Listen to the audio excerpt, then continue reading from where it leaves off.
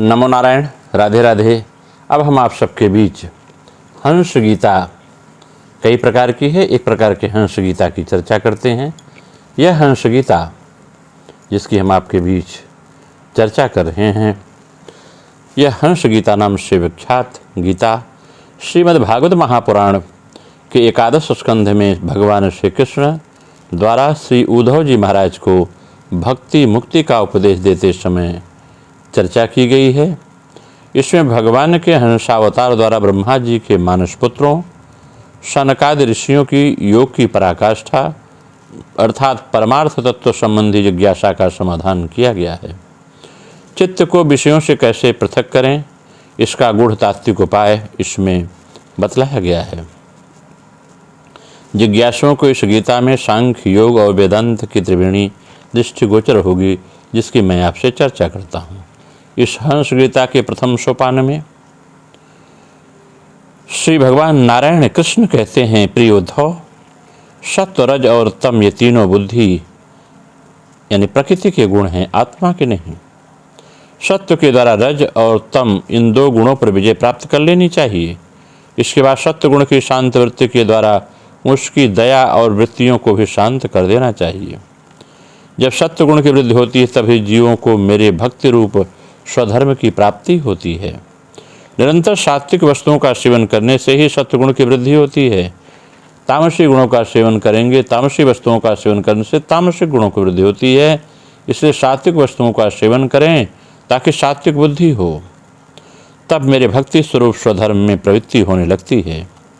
जिस धर्म के पालन से सत्वगुण की वृद्धि हो वही सबसे श्रेष्ठ है।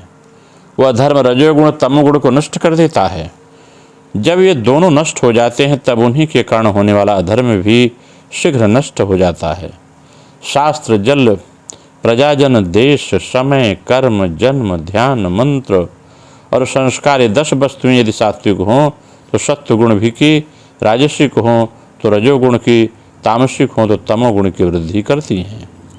इसमें से शास्त्र के महात्मा जिसकी प्रशंसा करते हैं वे सात्विक हैं, जिसकी निंदा करते हैं वे तामसिक हैं और जिसकी उपेक्षा करते हैं वे सभी वस्तुएं राजसिक कही गई हैं।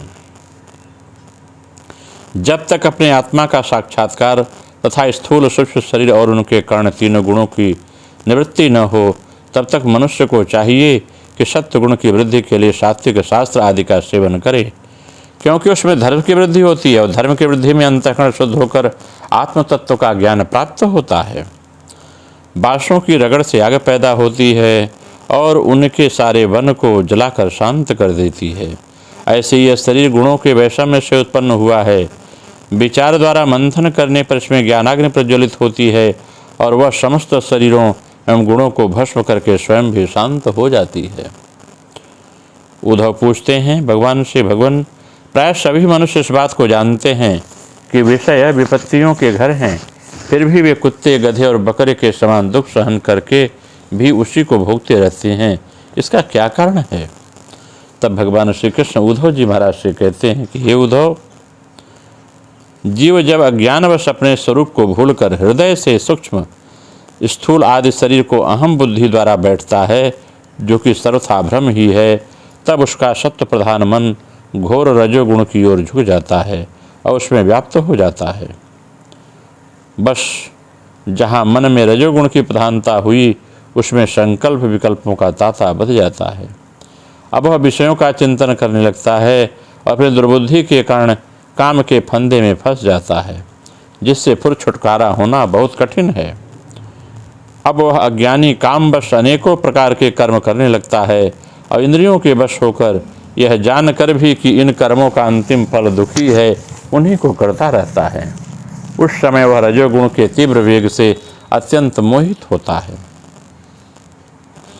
यद्यपि विवेकी पुरुष का चित्त भी कभी कभी रजोगुण और तमोगुण के वेग से विक्षिप्त होता है, फिर भी उसके विषयों में दोष दृष्टि बनी रहती है। इसलिए वह बड़ी सावधानी से अपने चित्त को एकाग्र करने की चेष्टा करता है, जिससे उसके विषयों में आसक्ति नहीं होती। साधक को चाहिए कि वह साधक आसन पर विराजमान हो और प्राणवायु पर विजय प्राप्त कर अपनी शक्ति और समय के अनुसार बड़ी सावधानी से धीरे धीरे मुझ में अपना मन लगाए। इस प्रकार अभ्यास करते समय अपनी सफलता देखकर तनिक भी ऊबे नहीं, परेशान न हो, बल्कि और उत्साह से उसमें जुड़ जाए। प्रिय उद्धव जी, मेरे सनकादि शिष्य परम ऋषियों के योग का यही स्वरूप बतलाया है। साधक अपने मन को सब ओर से खींचकर विराट आदि में नहीं, साक्षात मुझ में ही पूर्ण रूप से लगा दे। उद्धव कहते हैं, हे कृष्ण, आपने जिस समय जिस रूप के सनकादि परमार्थियों योग का आदेश दिया था, उस रूप को मैं जानना चाहता हूँ। तब भगवान कहते हैं कि प्रिय उद्धव, सनकादि ब्रह्मर्षि ब्रह्मा जी के मानस पुत्र हैं। उन्होंने एक बार अपने पिता के से योग की सूक्ष्म अंतिम सीमा के संबंध में इस प्रकार प्रश्न किया।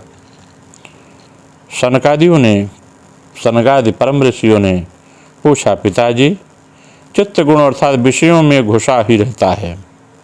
गुण भी चित्त की एक एक वृत्ति में प्रविष्ट होती हैं। चित्त और गुण आपस में मिले हुए रहते हैं। ऐसी स्थिति में पुरुष इस संसार सागर से पार होकर मुक्ति पद प्राप्त करना चाहता है। वह इन दोनों को एक दूसरे से अलग कैसे रख सकता है? तब भगवान श्री कृष्ण कहते हैं, प्रिय उद्धव, यद्यपि ब्रह्मा जी सब देवताओं के शिरोमणि स्वयंभू प्राणियों के जन्मदाता हैं, फिर भी सनकादि परम ऋषियों के पूछने पर ध्यान करके भी वे इस प्रश्न का मूल कारण न समझ सके, क्योंकि उनकी बुद्धि कर्म प्रवण थी। उद्धव, उस समय ब्रह्मा जी ने इस प्रश्न का उत्तर देने के लिए भक्ति भाव से मेरा चिंतन किया। तब मैं हंस का रूप धारण करके उनके सामने प्रकट हुआ। मुझे देखकर सनकादि ब्रह्मा जी को आगे करके मेरे पास आए और उन्होंने मेरे चरणों की वंदना की। फिर मुझसे पूछा कि आप कौन हैं? प्रिय उद्धव, सनकादि परमार्थ तत्व के जिज्ञासु थे, इसलिए उनके पूछने पर उस समय मैंने जो कुछ कहा वह तुमसे कहता हूँ, सुनो। ब्राह्मणों, यदि परमार्थ रूप वस्तु नानात्व से सर्वथा रहित है, तब आत्मा के संबंध में आप लोगों का ऐसा प्रश्न कैसे युक्त संगत हो सकता है? मैं यदि उत्तर देने के लिए बोलूं भी तो किस जाति, गुण, क्रिया और संबंध आदि का आश्रय लेकर उत्तर दूं? देवता, मनुष्य, पशु, पक्षी आदि सभी शरीर पंचभूतात्मक होने कारण अभिन्न हैं और परमार्थ रूप से भी अभिन्न हैं। ऐसी स्थिति में आप कौन हैं? आप लोगों का यह प्रश्न ही केवल वाणी का व्यवहार है, विचार पूर्वक नहीं है। अर्थात आपका प्रश्न निरर्थक है। मन से, वाणी से, दृष्टि से, अन्य इंद्रियों से जो कुछ ग्रहण किया जाता है वह सब मैं ही हूँ, मुझसे भिन्न और कुछ नहीं है। यह सिद्धांत आप लोग तत्व विचार के द्वारा समझ लीजिए। पुत्रों, यह चित्त चिंतन करते करते विषयाकार हो जाता है और विषय चित्त में प्रविष्ट हो जाते हैं, यह बात सत्य है। फिर भी विषय और चित्त ये दोनों ही मेरे स्वरूप भूत जीव के देह हैं, उपाधि हैं, अर्थात आत्मा का चित्त और विषयों के साथ कोई संबंध नहीं है। इसलिए बार बार विषयों का सेवन करते रहने से जो चित्त विषयों में आसक्त हो गया है और विषय भी चित्त में प्रविष्ट हो गए हैं, इन दोनों को अपने वास्तविक से अभिन्न मुझ परमात्मा का साक्षात्कार करके त्याग देना चाहिए। जागत, स्वप्न, सुषुप्ति, ये तीन अवस्थाएं सत्व आदि गुणों के अनुसार होती हैं और बुद्धि की वृत्तियां हैं, सच्चिदानंद का स्वभाव नहीं। इन वृत्तियों का साक्षी होने के कारण जीव उसके विलक्षण है। यह सिद्धांत श्रुति, युक्ति और अनुभूति से युक्त है, क्योंकि बुद्धिवृत्तियों के द्वारा होने वाला यह बंधन ही आत्मा में त्रिगुणमयी वृत्तियां प्रदान करता है। इसलिए तीनों अवस्थाओं में विलक्षण उसके अनुगत मुझ तुरीय तत्व में स्थित होकर इस बुद्धि के बंधन का त्याग कर दें, तब विषय और चित्त दोनों का युगपत त्याग हो जाता है। यह बंधन ही अहंकार की रचना करता है और यही आत्मा के परिपूर्णतम सत्य, अखंड ज्ञान और परमानंद को रूप को छिपा देता है। इस बात को जानकर विरक्त हो जाएं और अपने तीनों अवस्थाओं में अनुगत तुरीय स्वरूप में होकर संसार की चिंता को छोड़ दें। जब तक पुरुष के भिन्न भिन्न पदार्थों में सतत्व बुद्धि, सत्यत्व बुद्धि, अहम बुद्धि और मम बुद्धि युक्तियों द्वारा निवृत्त नहीं हो जाती, तब तक वह अज्ञानी यद्यपि जागता है फिर भी सोता हुआ सा रहता है। जैसे स्वप्नावस्था में जान पड़ना कि मैं जाग रहा हूँ।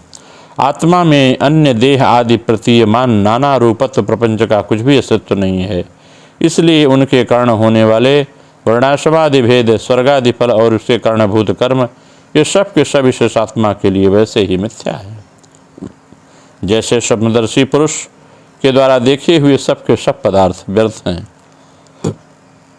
जो जागृत अवस्था में समस्त इंद्रियों के द्वारा बाहर दिखने वाले संपूर्ण क्षणभंगुर पदार्थों का अनुभव करता है और स्वप्नावस्था में हृदय में जो ही जागृत देखे हुए पदार्थों के समान ही वासना में विषयों का अनुभव करता है तथा सुषुप्त अवस्था में उन सब विषयों को समेटकर उनके लय का भी अनुभव करता है, वह एक ही है। जागृत अवस्था के इंद्रिय, स्वप्नावस्था के मन और सुषुप्त संस्कारवती बुद्धि की वही स्वामी है, क्योंकि वह त्रिगुणमयी तीनों अवस्थाओं का साक्षी है। मैंने जिस स्वप्न देखा, मैं जो सोया, वह मैं जाग रहा हूँ, इस स्मृति के बल पर एक ही आत्मा का समस्त अवस्थाओं में होना सिद्ध हो जाता है। ऐसे विचार कर मन की ये तीनों अवस्थाएं गुणों के द्वारा मेरी माया से मेरे अंश स्वरूप जीव में कल्पित हो गई हैं और आत्मा ये नितांत सत्य है, ऐसा निश्चय करके तुम लोग अनुमान सत्पुरुषों द्वारा किए गए उपनिषदों के श्रवण और तीक्ष्ण ज्ञान खंड के द्वारा सकल संशयों के आधार अहंकार का छेदन करके हृदय में स्थित मुझ परमात्मा का भजन करो। यह जगत मन का विलास है, दिखने पर भी नष्ट प्राय है। अलात चक्र लुकारियों की बनेठी के समान अत्यंत चंचल है और ब्रह्म मात्र है, ऐसा समझो। ज्ञाता और ज्ञेय के भेद से रहित एक ज्ञान स्वरूप आत्मा ही अनेक सा प्रतीत हो रहा है। यह स्थूल शरीर, इंद्रिय और अंतःकरण का रूप तीन प्रकार विकल्प गुणों से परिणाम की रचना है और स्वप्न के समान माया का खेल है, अज्ञान से कल्पित है। इसलिए उन देहादि रूप दृश्य से दृष्टि हटाकर तृष्णा रहित इंद्रियों के व्यापार से हीन और निरीह होकर आत्मानंद में अनुभव होकर मग्न हो जाए। यद्यप कभी कभी आहार आदि के समय यह देहादि प्रपंच देखने में आता है, फिर भी पहले ही आत्मवस्तु से अतिरिक्त मिथ्या समझकर छोड़ा जा चुका है, इसलिए वह पुनः भ्रांति मूलक मोह उत्पन्न करने में समर्थ नहीं होता। देहपात पर्यंत केवल संस्कार मात्र उसकी प्रतीति होती है। जैसे मदिरा पीकर उन्मत्त पुरुष यह नहीं देखता कि मेरे द्वारा पहना हुआ बस शरीर पर है अथवा गिर गया, वैसे ही सिद्ध पुरुष जिस शरीर से उसने अपने माया स्वरूप का साक्षात्कार किया है, वह प्रारब्धवश खड़ा है, बैठा है, दैववश कहीं गया है, आया है, नश्वर शरीर संबंधी इन बातों पर दृष्टि नहीं डालता। प्राण और इंद्रियों के साथ यह शरीर भी प्रारब्ध के अधीन है, इसलिए अपने आरंभक मने बनाने वाले कर्म जब तक हैं तब तक उसकी प्रतीक्षा करता ही रहता है। परंतु आत्मवस्तु का साक्षात करने वाला तथा समाधि पर्यंत योग में योगारूढ़ पुरुष स्त्री, धन आदि प्रपंच के सहित उस शरीर को फिर कभी स्वीकार नहीं करता, अपना नहीं मानता। जैसे जगा हुआ पुरुष स्वप्नस्था के शरीर आदि को नहीं मानता। सनकादृशियों, मैंने तुमसे जो कुछ कहा वह सांख्य और योग दर्शन दोनों का गोपनीय रहस्य है। मैं स्वयं भगवान हूँ, तुम लोगों को तत्वज्ञान का उपदेश करने के लिए मैं आया हूँ, ऐसा समझो। हे ब्राह्मण देवताओं, मैं योग, सांख्य, सत्य, ऋतु, तेज, श्री, कीर्ति, दम, इंद्रिय निग्रह, इन सब की परम गति, परम अधिष्ठान हूँ। मैं समस्त गुणों से रहित हूँ और किसी की अपेक्षा नहीं रखता, फिर भी शाम में असंगतता आदि सभी गुण मेरा ही सेवन करते हैं, मुझ में ही प्रतिष्ठित हैं, क्योंकि मैं सबका हितैषी, सुहृद, प्रियतम और आत्मा हूँ। सच पूछो तो उन्हें गुण कहना भी ठीक नहीं है, क्योंकि सत्वादि गुणों के परिणाम नहीं और नित्य हैं। प्रिय उद्धव, इस प्रकार मैंने सनकादि मुनियों के संशय मिटा दिए। उन्होंने परम भक्ति से मेरी पूजा की और स्तुतियों द्वारा मेरी महिमा का गान किया। जब उन परम ऋषियों ने भली बात मेरी पूजा की, स्तुति की, तब मैं ब्रह्मा जी के सामने ही दृश्य होकर अपने धाम को लौट आया। इस प्रकार से यह हंस गीता जो समझता है, जो योग ध्यान करता है, जो अपने में अंतर्निहित करता है, जिस प्रकार जीवन में चलता है, सत्व से भी परे हो जाता है, वही परब्रह्म को प्राप्त होता है। नमो नारायण। राधे राधे। आप सब जीवों का, आप सब मनुष्यों का, प्रेमी भक्तों का मंगल हो। नमो नारायण।